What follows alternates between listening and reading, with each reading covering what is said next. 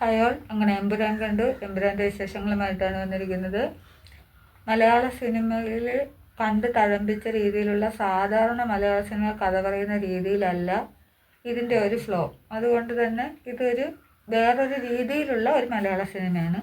ശരിക്കും മലയാള സിനിമ തന്നെയാണോ കാണുന്നത് എന്നൊക്കെ ഒരു ഡൗട്ട് തോന്നി. കാരണം അസാധ്യ മേക്കിംഗ്, കീട്ടു മേക്കിംഗ്, ഒരു മലയാള സിനിമയുടെ കാണുന്ന ഒരു ഫീലും തോന്നിയില്ല എന്നുള്ളതാണ് സത്യം. സസ്പെൻസും ടെസ്റ്റുകളും ഒക്കെ ഉണ്ട്. 2-3 സ്ഥലത്ത് കോമഡി, 2-3 സ്ഥലത്തേ ഉള്ളൂ.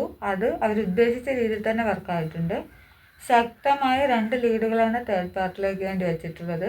ശരിക്കും ഈ കഥ എബ്രാം ഖുറേഷിയുടെ കഥ ആയിരുന്നില്ല. ഇത് സയ്യിദ് മസൂദിൻ്റെ കഥയാണ് ഇതിൽ പറയുന്നത്.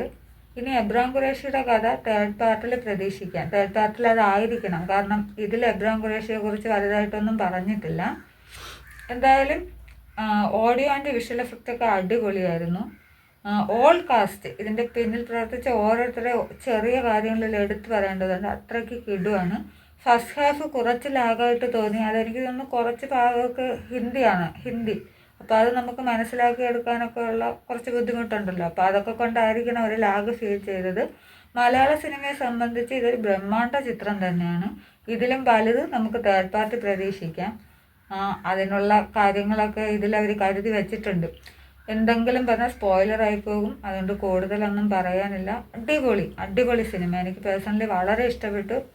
പിന്നെ ഓരോരുത്തർക്കും പല ഇഷ്ടങ്ങളും പല അഭിപ്രായങ്ങളാണല്ലോ. നിങ്ങൾ കണ്ടവരുണ്ടെങ്കിൽ അഭിപ്രായം പറയുക, കാണാത്തവരുണ്ടെങ്കിൽ കാണാൻ ശ്രമിക്കുക. അടുത്ത വീഡിയോയുടെ വിശേഷങ്ങളുമായി വീണ്ടും കാണുന്നത് വരെ ബൈ.